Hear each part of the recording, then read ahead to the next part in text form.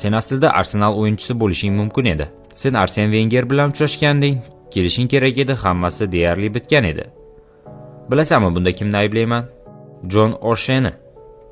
Bilasanmi nega O'She'ni ayblayman? Chunki Sporting va Manchester United o'rtasida o'rtoqlik o'yini bo'layotgandi. Sen O'She'ni juda qiynab yuborganding va 4 United futbolchisi Sir Alex Ferguson yoniga borib, bu bolani olmasdan bu yerdan ketma degandi. Va u o'sha kuniyoq seni ko'ndirgan. To'g'ri aytdimmi? Ha, to'g'ri aytding.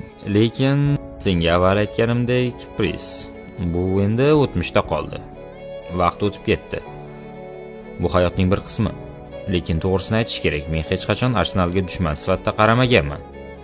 Men xuddi ularga juda yaqin bo'lgandek o'zimni his qilaman. Men bu degani ular yutgandan xursand bo'lib ketaman, yo'q. Men ularni ko'rganimda jamoaga nisbatan o'sha voqeani eslayman. Men ularga juda yaqin bo'lganimni.